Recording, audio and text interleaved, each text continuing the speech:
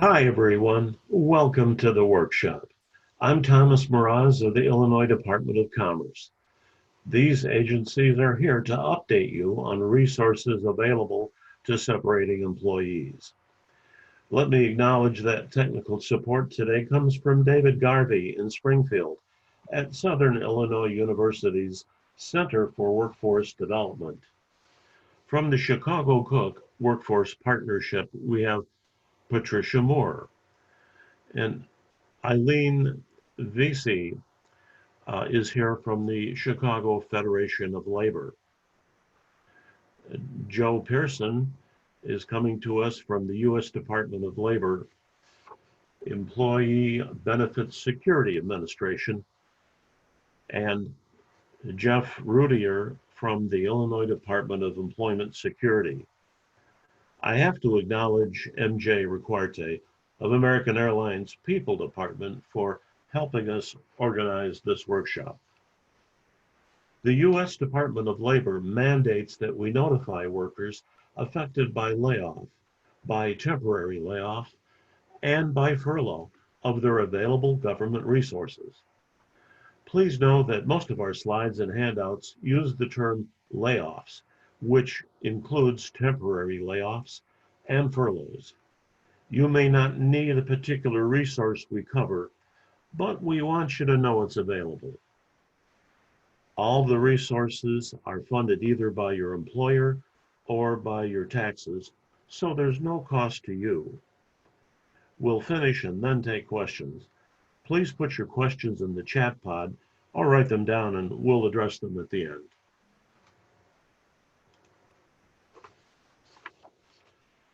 Here's a little known fact. Unemployment insurance is funded by employers, not by your taxes. Now you see the link at the bottom of the screen. Please write down the link and I'll cover it in just a second. First, let's cover the law that governs workforce benefits. It's the Workforce Innovation and Opportunity Act, or WIOA. Sometimes we say WIOA, but we still mean WIOA. WIOA covers adults, youth, dislocated workers, and spouses of dislocated workers. A dislocated worker is anyone laid off through no fault of their own, and this includes temporary layoffs and furloughs. You have a window of eligibility for the period of your furlough or until your next job, when you can utilize the WIOA services, including a no-cost training grant.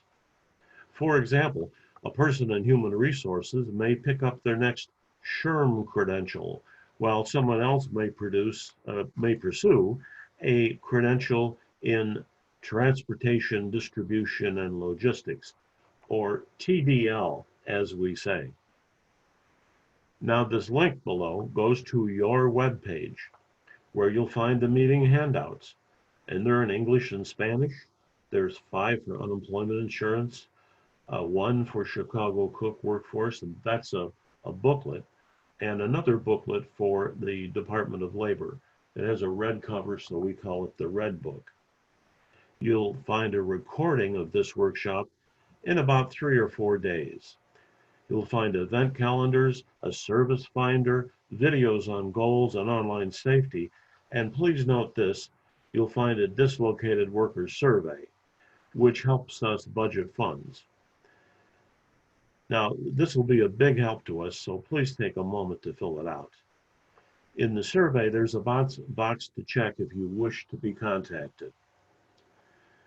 By way of transitioning to the next speaker, let me share with you that the U.S. Department of Labor splits the USA up into local workforce areas. There's about 25 in Illinois. The local workforce area with the greatest amount of resources nationwide after Los Angeles is the Chicago Cook Workforce Partnership, and they're up just next.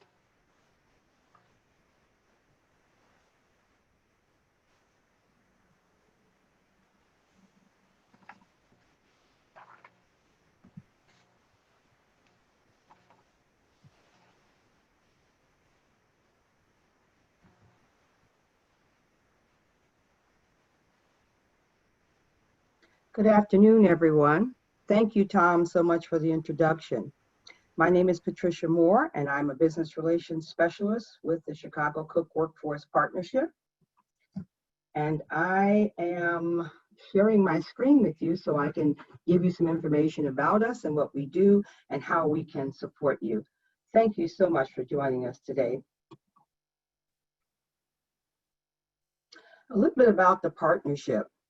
We represent the public workforce system for Cook County, the city of Chicago, and the suburban Cook areas.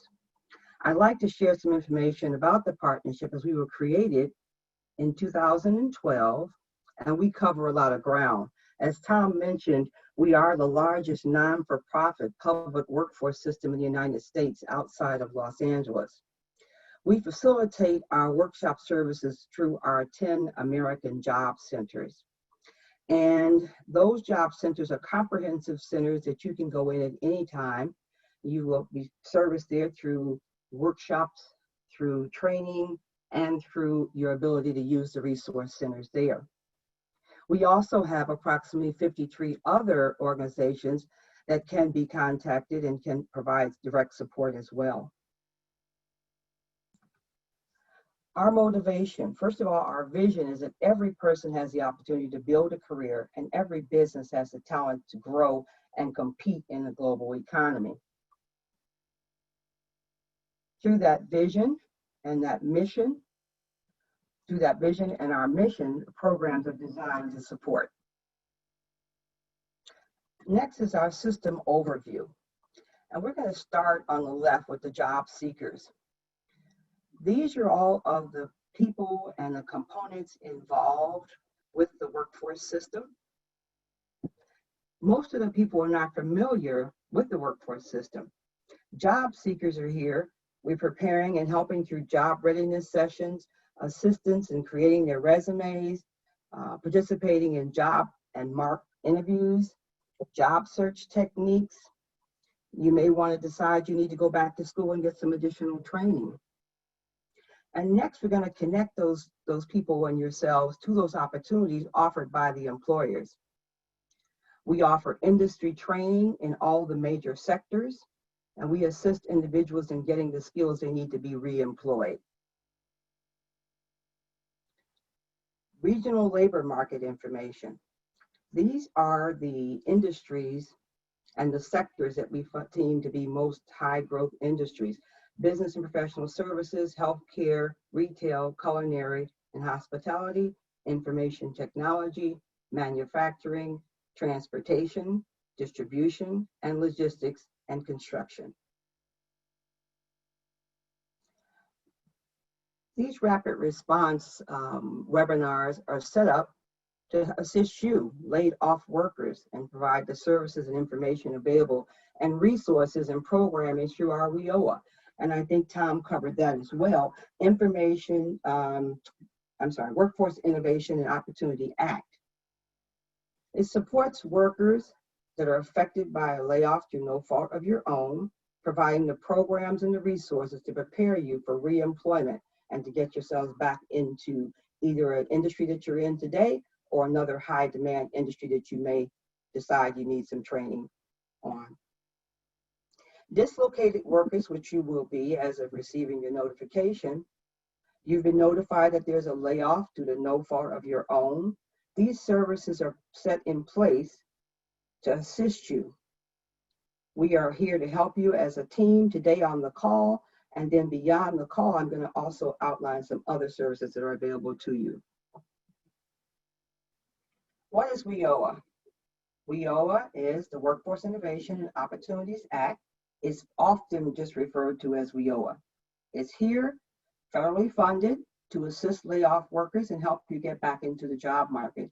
Or you may need to, again, go back and get some training, job placement assistance, and occupational training that improves to getting attained in the workforce or marketability services. And this is all services at no cost to you. These are already paid for by your tax dollars. So how do we get started? Being a worker, a dislocated worker, career services are provided to you. So you have such things as an individual career coach to assist you. Our American Job Centers, which there are 10 comprehensive centers, 5 in the city of Chicago and 5 in the suburban areas to assist you. And those centers, when I say comprehensive, I mean they have every service you need, whether it would be, again, crafting your resume, job readiness training, pointing you in the right direction in terms of getting reemployment or assisting you with training. We do have another team member on the line who will talk a little bit more about training opportunities in a coming session. Career services through WIOA, career resources and workshops, as I just mentioned. You can see on this slide that there are workforce job readinesses, professional resume writing, social media, which things are so much bound to at this particular time. It's very important that you learn all the rules and regulations in social media. It's different than it was before when we used to be able to just pack up our nice suit, put on our nice suit and take our briefcase and go downtown and look for opportunities or go somewhere else in the city.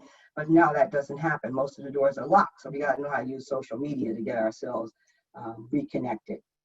Career coaches, very important. They can provide one-on-one career coaching. They'll do an individual employment plan with you. They can help you with the job search, job placement, and access to labor market information. The WIOA program also provides occupational training opportunities, and those are in those in-demand sectors that I mentioned to you before. Employment and career services and business service tools will help you find the jobs that you're looking for, placing you back in your industry or helping you to find a training that will place you back into other industries of your interest. Illinois workNet is a portal. It's very important you take some time to go onto Illinois workNet. There's so many resources there for you to take a look at. So take some time and go into illinoisworknet.com, and you can find information there. It's 24 hours. There's videos there to show you how the job market is today, what the labor market information and the forces need. You can do a job search there. There are virtual job fairs that you can attend within this system.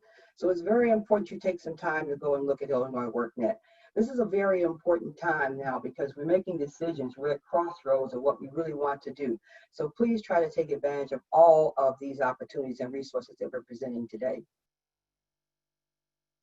On that Illinois workNet site, you will be able to connect to the job centers I mentioned, to all of the American job centers that are near you, that are nearest to you. You can filter and narrow down your search by zip code, by county, or by keywords. There's also a specific page that I think Tom mentioned as well. It will show you what is offered for American Airlines, and specifically the handouts that we're talking about, and some of the material we're covering today will also be there that you can take a look at. So at the bottom of the page, you will see that this, first of all, this will be available to you at probably, I think, by next week. And you'll be able to go into illinoisworknet.com/American Airlines. You can go in there anytime. This information is already up on your specific page, so please take advantage of that as well. We would love to connect with you. If you look at the Chicago Cook Workforce Partnerships website, chicookworks.org, you will find that there is a hiring now page. So there's an opportunity to find work right away to go into. Also, you can sign up for our e-newsletter if you'd like to, and there we'll communicate with you ongoing. We're wishing you all the best of luck in your job search. I would encourage you to take your layoff letter and visit one of the American Job Centers virtually. You'll call them and they will tell you when they have the individual workshops available, when training opportunities are available, and do an assessment to see if you want to now make the next step would be right back into employment, or if you're looking to go into some training to further the career you have or to develop a new one. We're so anxious to hear from you. So please take advantage of that at your earliest convenience. Go onto the website, go onto Illinois workNet, and sign up with one of the American Job Centers. It's been a pleasure speaking with you, and we look forward to servicing you soon. Now we're going to hear from Eileen Vesey.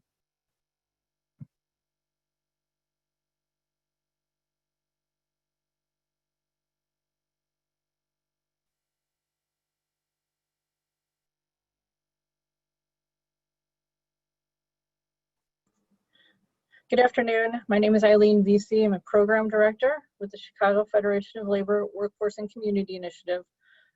As Patricia mentioned, we are one of the partners of the Chicago Cook Workforce Partnership. We're a nonprofit workforce development organization. We've been providing services to dislocated workers since 1994. We were originally started by the Chicago Federation of Labor to respond to trade-related layoffs. So we've been involved in this kind of work for several years. And we are a union partner, connecting union members to services, including career counseling, job readiness, skills training, and supportive services. But we also work with non-union members. You do not have to be in a union in order to receive services.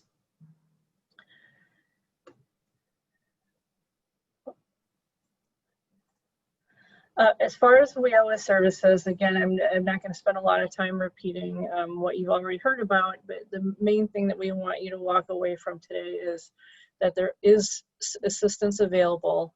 There's all kinds of assistance. So career counseling, including resume assistance, interview preparation, assistance with potential barriers. There's job search skills training, which I'm going to talk about in a little bit more detail. So we use up-to-date information and education to help you identify programs to either learn new skills or change careers. That's an opportunity. There are supportive services, so including transportation assistance, referrals to partners. I do want to mention that we might have individuals who are not in Cook County or who are in neighboring states because it is United Airlines. This program is a federal program, so it is available nationwide. If you need information and assistance about how to access WIOA locally in your state or county, we are happy to help you with that and connect you to who you need to get connected to in your area. As far as the training, what I'm going to talk about today, skills training, is specific to Cook County. If you are not in Cook County or from another area or another state, the types of training that are available and what their process looks like might be slightly different, but we do want you to know and understand that there are skills training available. This is done through vouchers. So we call them training vouchers, and those are available to those who want to upgrade their current skills or learn new skills to change careers. There are programs available across multiple industries. And so these include everything from manufacturing to transportation, healthcare, IT, and more. The programs that are available are really based on the local area. What kinds of jobs and industries are in demand and are projected to be in demand for the foreseeable future. Because this program is not just about helping somebody get a job, it's about helping you get into a career so that you also retain the job and that you don't have to go through a cycle of constant layoffs. So we have helped individuals across a wide variety, in particular more recently with advanced manufacturing. So just to give you some examples, there's trainings available such as computer numerical control training, machining training. We have helped people get their CDL because they wanted to get into transportation and become truck drivers. That's been a very good career. And we've helped people with IT, either getting into entry-level IT, help desk support, learning and earning the credentials that you need to get into that industry, or for current IT professionals, helping them upgrade or update current credentials through training. Again, there's healthcare training.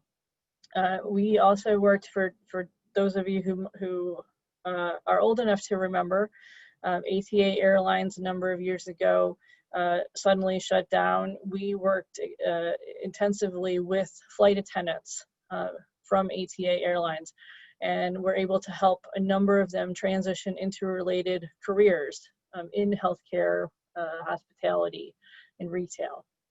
So I just wanted just to give you an idea, there are many choices available if you decided that you didn't want to stay in your current career, or there's really no job opportunities in your career, then there are programs and services available to help you transition. In Cook County specifically, training vouchers can go up to cover up to $8,000 worth of training. The process for that is that if you are interested in that, you would go into, identify the organization or agency that's closest to you. Many of us now are offering virtual services. But again, from time to time, somebody might need to meet in person. They're more comfortable or they're having issues with technology. These services, there are many, many partners, and we are all very accessible. So if we're not in a great location for you, or you want to make sure you're working with a partner who's closer to you, again, we're more than happy to refer you to that. As far as accessing services, right now, because of COVID, everybody is offering virtual services. So there are virtual orientations offered regularly, as you do have to attend an orientation. And we explain the program in more detail and talk about what you need to gather, what information you need to gather in order to apply. Our agency does have in-person appointments available. It is by appointment only. We're not doing walk-ins.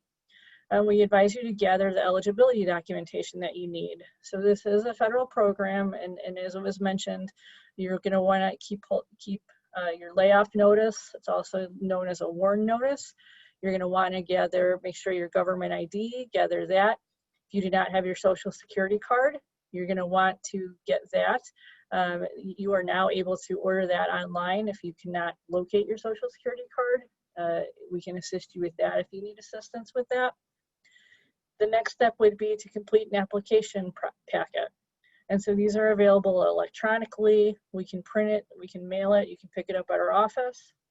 Or again, if you want an agency that's more accessible or closer to you and more conveniently located, we can help you identify that. You would meet with a career counselor for a one-on-one assessment of needs and goals. So this program it's not a one-size-fits-all.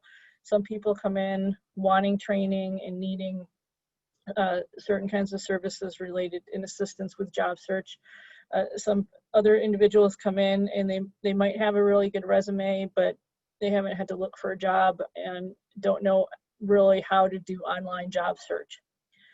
So the services are tailored to you and to what the information that you tell us, what are your goals, long and short term, what's your background, what skills do you have, do you have a goal to transition, do you want to stay in your industry? And so we have that conversation with you and really trying to work one-on-one with you. My contact information is on the screen, and again, we'll be sticking around to answer any questions that you may have afterwards. Also, please feel free to post something in the chat, and we'll respond to that. If you have any questions at all, you want more services, you want to find out more about the trainings, we're happy to help provide that. Also, again, we direct you to Illinois WorkNet that was mentioned, to your company page. That will also have a number of resources. And I do want to mention that right now, Coursera is an online learning platform. Illinois residents can access classes for free, but that window is closing. So if that is something that you might be interested in, please go to Illinois WorkNet, you look up Coursera, and you'll find more information about that. Thank you very much.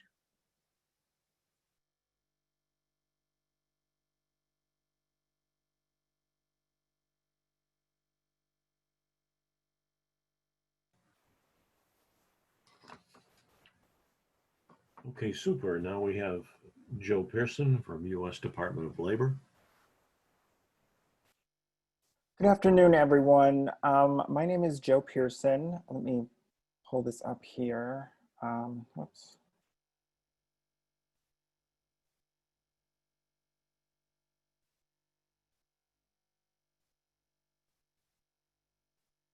There we go. Okay. I'm from the U.S. Department of Labor. More specifically, I'm with an agency called the Employee Benefit Security Administration. We are an agency within the Department of Labor, and we enforce the Employee Retirement Income Security Act of 1974, also known as ERISA. This law offers protections for both health and retirement plans. And since job loss affects those benefits, I want to give an overview of the applicable provisions to assist you in making some choices with respect to your health and retirement benefits. We'll start with health. You have a number of options regarding your health benefits. Typically, you have to wait for the open enrollment period for a plan, but job loss gives you special enrollment rights under HIPAA. That's the Health Insurance Portability and Accountability Act that allows you to enroll on other group health coverage upon loss of your employer-sponsored benefits. There are also options under COBRA that allows you to continue your health coverage on your employer's plan. There are government options, Medicaid and CHIP, and then as well as options on the marketplace. So let's look at HIPAA first. HIPAA, again, is the Health Insurance Portability and Accountability Act. This allows or requires a group health plan to allow an employee, spouse, or dependent up to the age of 26 to enroll for coverage upon loss of other group health coverage. So in other words, if you have a spouse or if you're under age 26, you can roll on your spouse's plan or your parent's plan. You have special enrollment rights outside of the open enrollment period. What you must do is notify that plan within 30 days of your loss of coverage. And then your coverage would take effect on the first of the following month.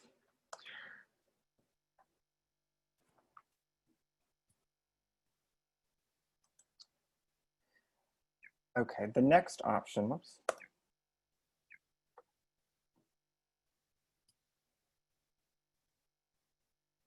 Sorry, folks. Oh, there we go. Okay, the next option is COBRA. COBRA itself is not insurance. We often refer to it in conversation as COBRA coverage, but COBRA is actually the acronym for the law, the Consolidated Omnibus Budget Reconciliation Act.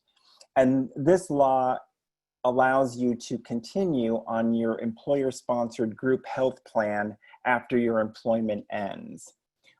Typically, it's for a period of 18 months. It applies to plans in both the private and public sectors and is for employers that have more than 20 employees.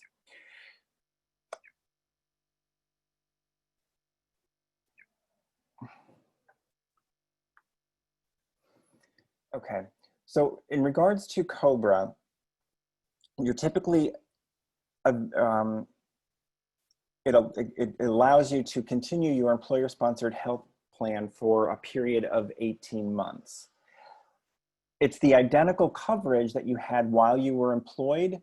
The difference is that you are responsible for the premium payments and potentially a 2% administrative cost. Your employer will send you what is called a COBRA election notice within 44 days of your loss of coverage that you need to complete and return. That's merely just saying that you want to continue your coverage. You have 60 days to elect COBRA and then another 45 days to make the payment. The important thing to remember with COBRA is that it's always retroactive to the date that the coverage ended. So if you experience a temporary gap in your coverage during that election period, after you elect coverage and make the payment, COBRA is always retroactive to that date. So any loss of coverage would be temporary. Now, there are some, due to the COVID pandemic, there are some extensions to the timeframes that I just talked about. So the Department of Labor issued a joint notice with the Department of Treasury and the Department of, or the Internal Revenue Service rather, that extends these timeframes from March 1st of 2020, that's the date of the national emergency, to that's known as the outbreak period. So the period to elect coverage has been extended from that period until 60 days after the end of the national emergency. That date has not been declared yet. So the opportunity to elect coverage under COBRA is extended until 60 days after that period has ended.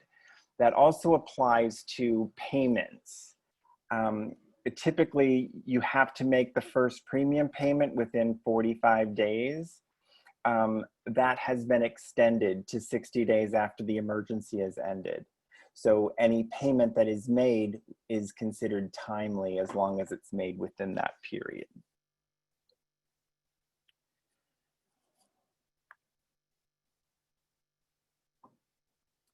Another provision under this is that group health plans have to cover the diagnostic testing and related items with no cost sharing. So any sort of diagnostic testing related to COVID, there are no cost sharing requirements.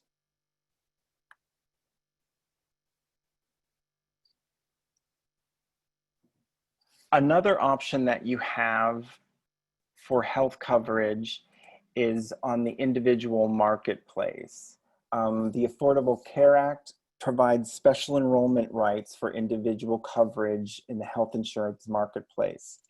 And this allows you, as well as your family, to directly compare private health insurance options known as qualified health plans. The plans on the marketplace are primarily separated into four health plan categories: bronze, silver, gold, and platinum. And those are based loosely on the percentage the plan pays of the average overall cost of providing essential health benefits. All of the health insurance plans in the marketplace present their price and benefit information in plain language and offers clear options with apples to apples comparisons. It also offers screening processes that automatically evaluate you for financial need-based coverage provided through the state, such as CHIP or Medicaid. So you would know right away if you qualify for premium assistance.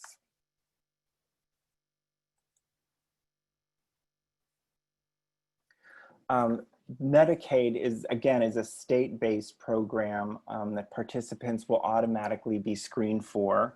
It offers free and low-cost care based on income. And the Children's Health Insurance Program offers low-cost health coverage for families with income above the limit for Medicaid. So you can find more detailed information and enrollment instructions by visiting healthcare.gov for more information. Okay.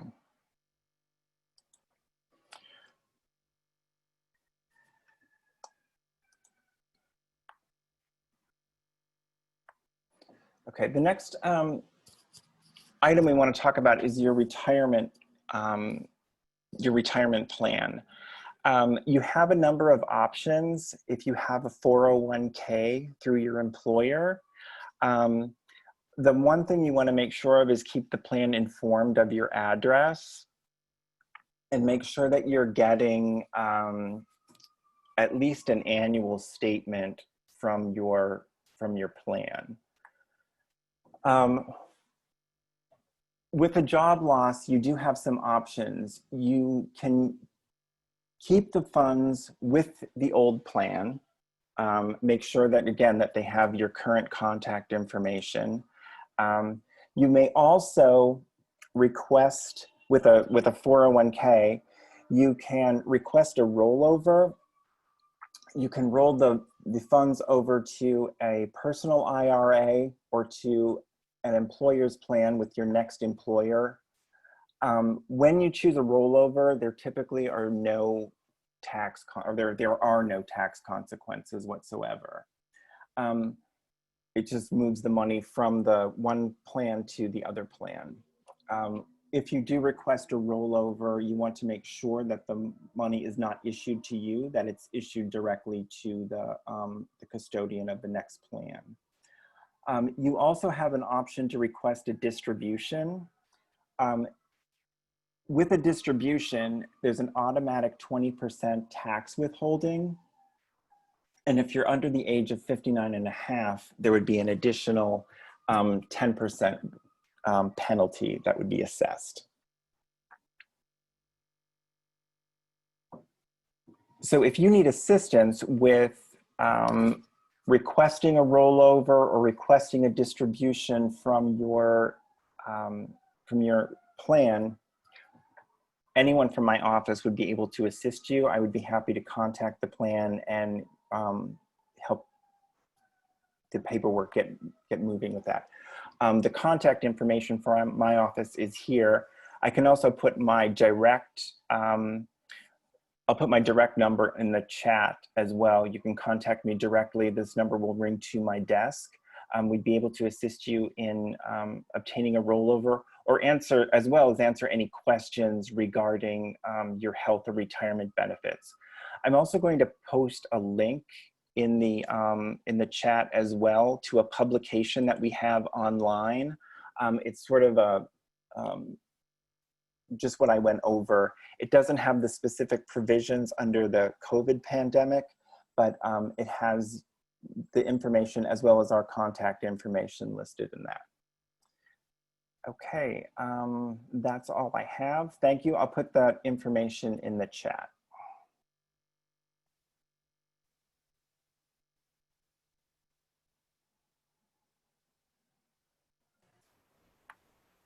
Okay, now we have IDES, Jeffrey Rudier. Hello, everybody. Just pulling up my slides here. Give me 1 second. Okay, so a little bit about the Illinois Department of Employment Security. So it is a state administered program. And what it does is it provides temporary financial assistance to those that either are underemployed or unemployed through no fault of their own. So how they do that is they collect taxes from employers called employment insurance taxes. These are state liable employers. And then that money is given to eligible Illinois workers. And as Tom had stated earlier, workers do not pay into the unemployment insurance system. Okay. So a little breakdown of how they determine your eligibility.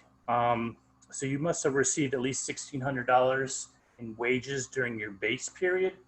And a base period is going to be a 4-quarter period. So they're going to look at that. And I'll describe that in a little more detail in the next slide. So in your second highest quarter, you had to have made at least $440. So you have to have $1,600 total and $440 in your second highest quarter.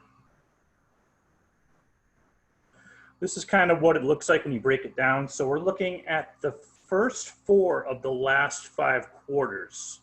So we don't look at impartial quarters, we look at full quarters. So if they're looking at the last 5 quarters and you weren't eligible within the first 4 quarters, they would look to see if you were eligible in the second, third, fourth, and fifth quarters, which would be called an alternate base period. So how they break that down is, say, for example, you were laid off or furloughed in September. Then they're going to look at your wages that you made from April 1st of 2019 all the way through to March 31st, 2020. Like I said, if you weren't eligible within that period, they would actually move to July 1st, 2019 to June 30th, 2020 to see if you're eligible in that period. So here's a kind of a breakdown of your minimum and maximum weekly benefit amounts. So the minimum right now is $51 per week, and the maximum is $484. So you notice also has individual with a non-working spouse, so you can claim a non-working spouse, or you can claim a child too, and we'll talk about that in a little more detail. Just remember, within your benefit year, which benefit year would start the Sunday in which you filed your claim and it would end 1 year from that period, you have 26 weeks of benefits. So basically half a year's worth of benefits. So the reason why it's half a year's worth is within a year period is if you were to go back to work and get laid off again, you might still be eligible for benefits, or maybe you're working part-time. We'll talk about part-time work in a little bit more too, but just that's why we have the 26 weeks. Okay. So I highly recommend if you're inclined, if you're applying for benefits, you do want to apply online at the IDS website, which is www.ids.illinois.gov. It's available anytime. And if you have any questions, by all means, you can go to the website. They do have a frequently asked question. We're gonna look at that with you guys too. But also take down this number, but Claimant Services Call Center is at 1-800-244-5631. So if you have any questions about your unemployment claim, you want to take down that number. Now, the wait times are pretty long. So what they do right now is they incorporated a callback system. So they'll have your number on file and they'll call you in which the order that you called. So just FYI. And the services are available Monday through Friday, 8:30 to 5 p.m. Those are the hours of the call center. So things that you're going to need when you're filing your claim, you're going to have your Social Security card available, as well as either state ID or driver's license, because you're going to have to record this information when you're filing your claim. You also want to have names of different employers you've worked for, the addresses and phone numbers, and this will be within the past 18 months. Just in case one of those employers might not have been recorded, you just want to make sure that all the employers are showing up when you look at your UI benefit letter. So, and you're also going to need the number of days you've worked for the employer. I believe the max is 999 days that you can put in the system, and the reason for separation. So this will basically determine who will be the chargeable employer. Also, you're going to need information regarding any pensions or retirement payments you're receiving. This includes Social Security. So just FYI, Social Security, they do not take, it's non-disqualifying, so they don't take anything out if you're collecting Social Security. But if you are receiving a pension, it could be as much as 100% deductible, depending on if the employer paid into the full amount of the pension, or 50% deductible based on if the employer paid 50% in to the pension. So you want to make sure you have that information available. And this would only be pertaining to employers that fell into that base period we talked about. So if there's an employer you worked for like a few years ago, then that wouldn't count. But you still want to report that you're receiving a pension or retirement payments. Also, as I said before, if you're claiming a spouse as a dependent, you want to make sure, of course, their name, employment status, and Social Security number. And if it's your child, birth certificate, you want to have the birth date, and their Social Security number as well. So that's really important. So here's where some people get confused. You can only claim either a spouse or a child. You can't claim both, and you can only claim one child. So it only account for one child, even if you put in several children. So after your claim is filed, you're going to receive a letter from us. It's called a UI finding letter. And in this letter, it's going to give you that breakdown of the wages that you made within that base period.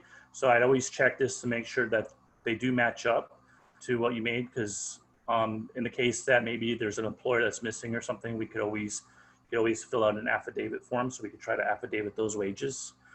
Also, it's going to tell you your, like we talked about in the second or third slide about the UI monetary determination. And that's going to be your personal weekly and maximum benefit amount. So your maximum benefit amount is basically your weekly amount times the 26 weeks. And it's going to show you your dependent amount as well, but the dependent amount does not fall into that benefit amount. So just remember, if you're eligible for your benefits in a given week, you're eligible for the dependent amount as well. Different types of payment types. So you have either direct deposit or debit card. So as soon as you file your claim, they're actually going to send you a debit card, but there'll be nothing on it until you've certified. So just FYI, I do recommend though that you file, if you're able to, then I would file for direct deposit. And I'm going to kind of go through that with you guys too. So your first certification date is going to show up on that letter. So that's the first time you're going to want to certify. So if it was this week, then it's going to be 2 weeks from now that you're going to certify. It's going to either be on a Monday, Tuesday, or Wednesday.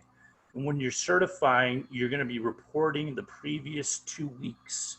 So when we look at our weeks, it's from Sunday to Saturday. So for the initial certification, it'll be that Sunday, which was your benefit, when your benefits began, to the Saturday of that week.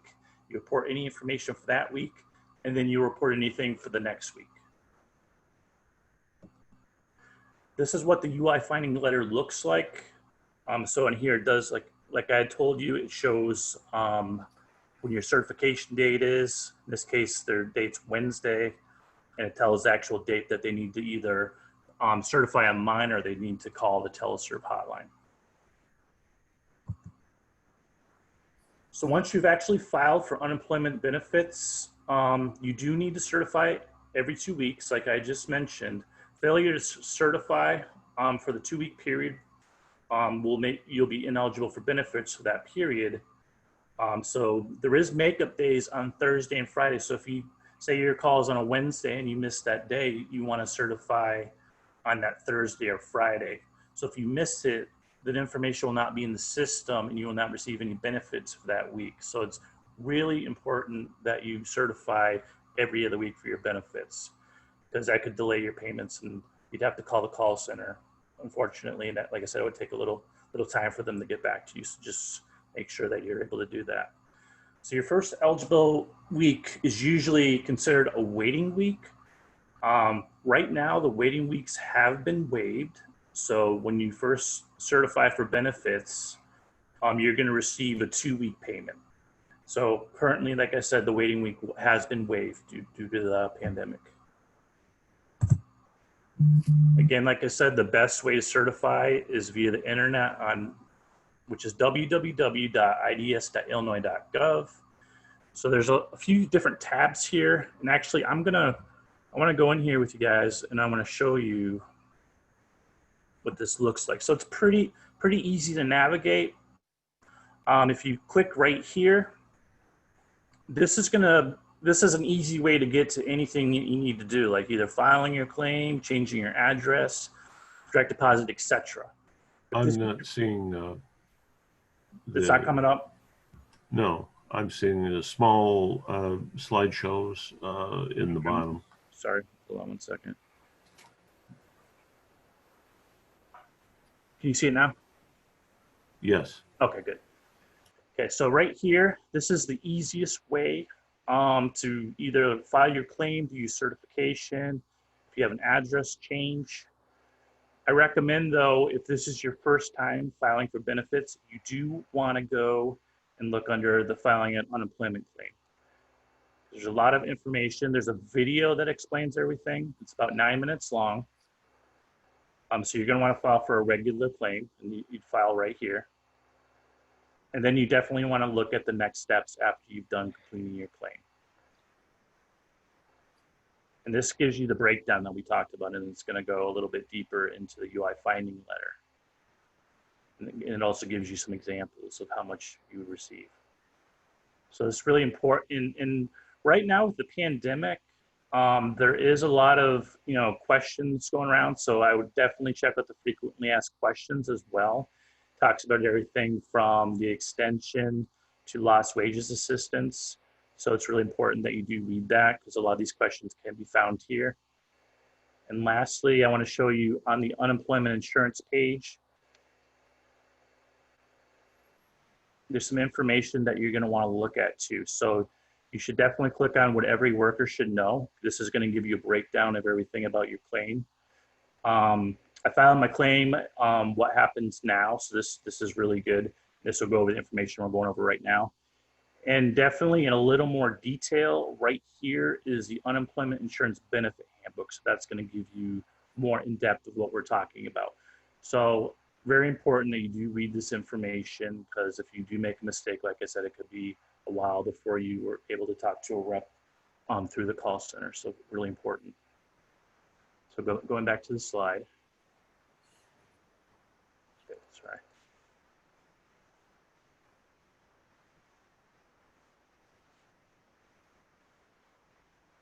This is what it used to look like. It looks, as you saw, it looks a little bit different now.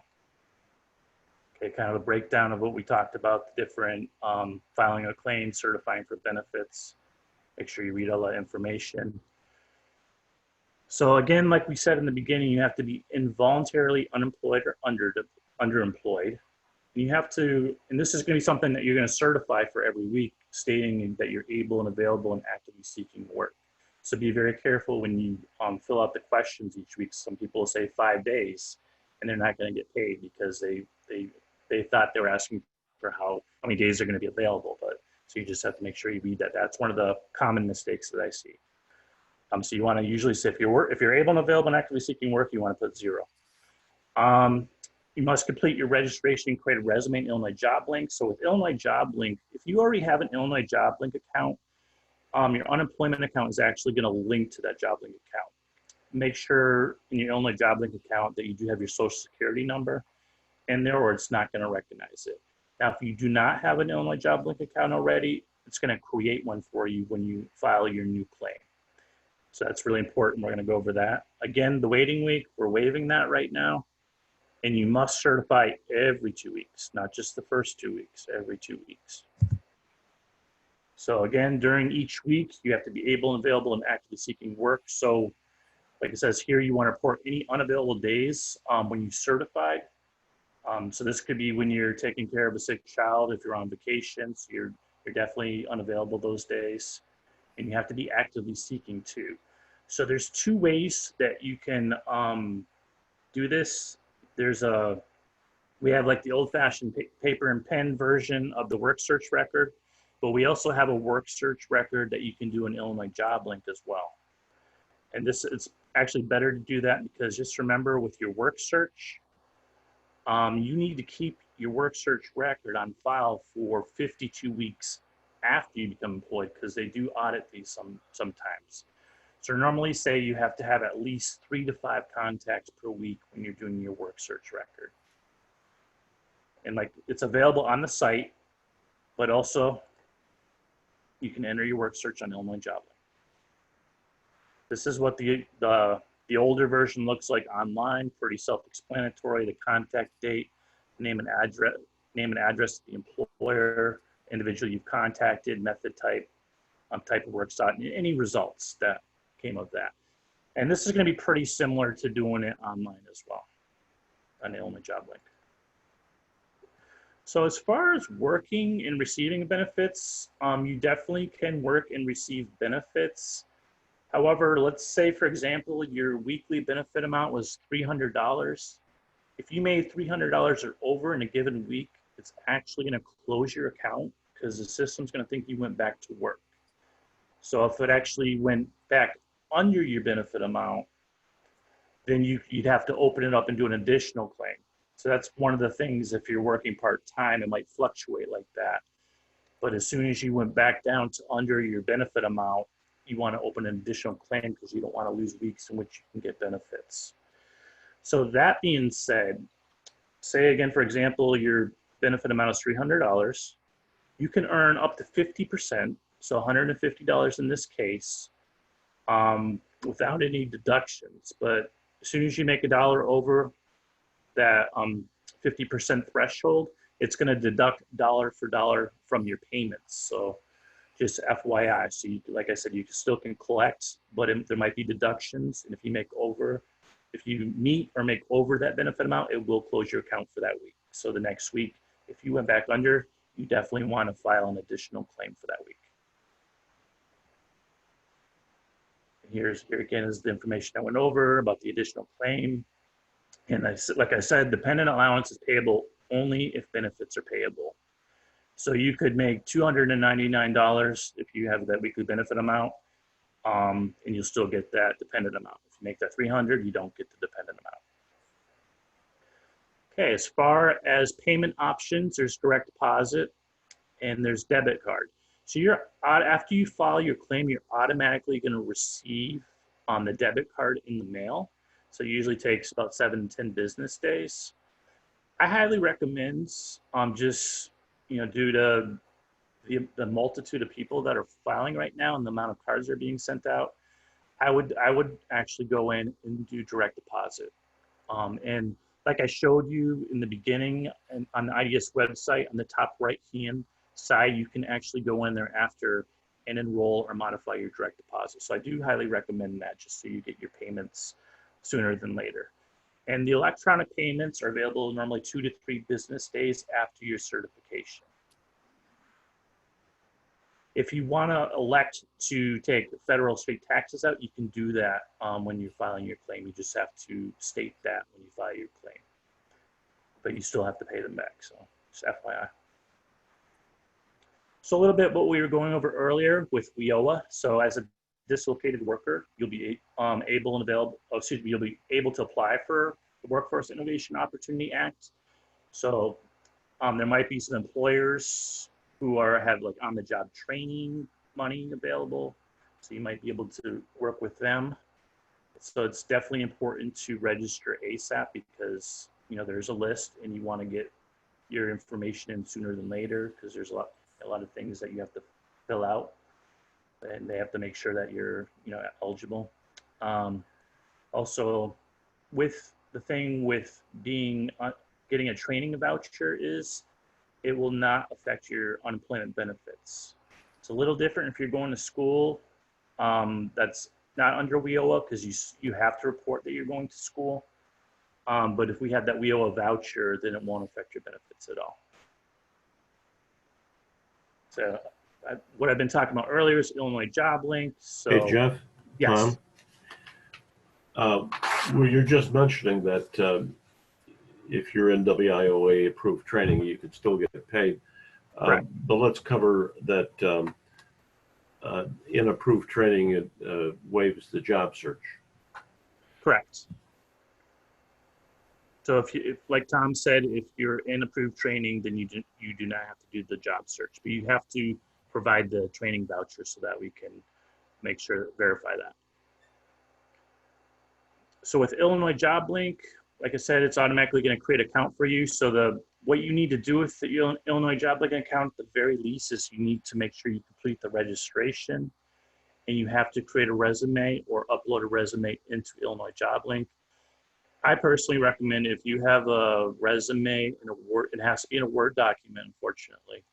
I would upload that resume, because there is a tool in there, but it's not as user friendly. But if you can upload the resume, that would be great. And iJail is available 24 hours a day, and there's help available.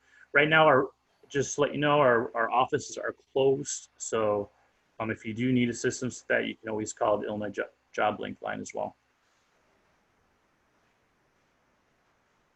Again, failure to complete your registration or create and upload a resume will delay your payments and stop you receiving benefits. So it's really important that you do finish completing your registration and uploading that resume. And you want to make sure that these requirements are met before your first certification date. So if they're not met, like I said, that could delay your payments. And when you certify, you won't receive your money within that 2 to 3 days. So if you're denied benefits for that time, like I said, you have to make sure those requirements are met. This is what the Illinois Job Link looks like when you log into it. If you forget your username and password, which happens a lot, definitely you can fill out some security questions. For some reason, you have to be careful if you're putting in birth dates though, because it's very sensitive to the formatting. So I would maybe recommend doing, maybe steering away from the birth date question. But if you're having a hard time doing this, you can still contact us, and we can also help you out with the Illinois Job Link, because we can send you a reset code. So benefits for using Illinois Job Link, it's no cost to users, but it's also no cost to employers. So employers can actually connect with you based on, you want to make sure you have those right keywords in your resume. So that's something, if you're not familiar with keywords, I highly recommend that you do take in the resume classes, because it's really important that they're seeing those keywords, especially with the application tracking system when you file your claims. So a lot of good information from taking one of those classes.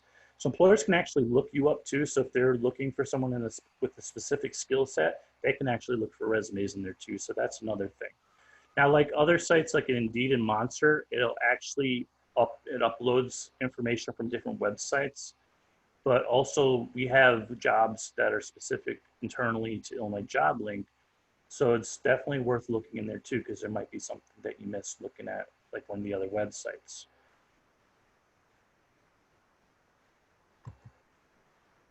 So last thing about Illinois Job Link too, like I said, there's a work search component in there. I'm going to show you guys something real quick.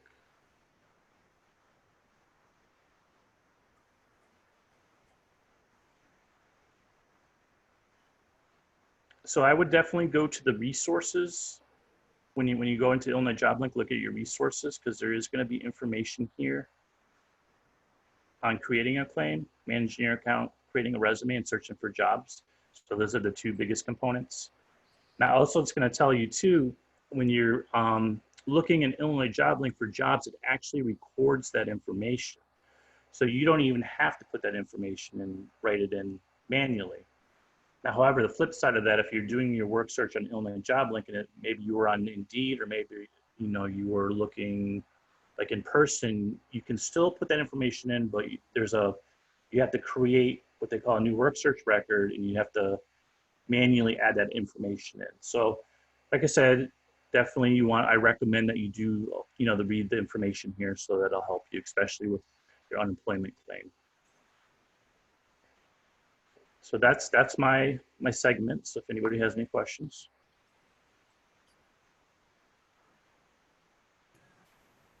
Well, let's check the chat pod.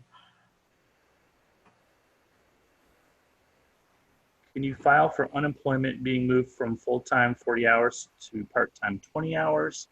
Yes, you can. Like I said initially, though, if you receive a weekly benefit amount of, say, $400 and you're still making over that, then you would not get paid for the weeks in which you made over your benefit amount. So I would still file to see if you're eligible, but like I said, you're not going to be able to collect on weeks where you make over that benefit amount. So it just depends how much you're making and how much your benefit amount is. So it doesn't hurt to try, but you just have to report that information when you certify. Right now, the additional $600 is with the federal funds that we're receiving. That's no longer. We are receiving what they call LWA, which is lost wages assistance, and it's different than the federal stimulus that we were receiving earlier. So they're starting to implement this now, but it's for retro claims. So I cannot say whether or not when you apply that you'll be eligible. It's just based on funding. So if we receive more funding and you file during a certain period, they would look to see if you're eligible for that period. And that's also in the FAQ. So I do recommend that you go to the FAQ section to learn more about lost wages assistance, and also about the extended benefits as well, because there is information on there too.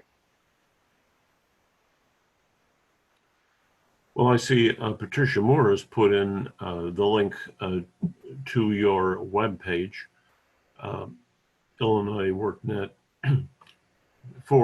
/ American Airlines, and that's where your meeting handouts are. So go over there and check it out and see which of the meeting handouts make sense to download. You can just download them right off that page after you take a look at them. So if anybody has any other questions, please put them in the chat. But that being said, let me thank MJ Riquarte for setting up the meeting. From the entire rapid response team. We thank you for attending and hope you stay nice and safe going forward.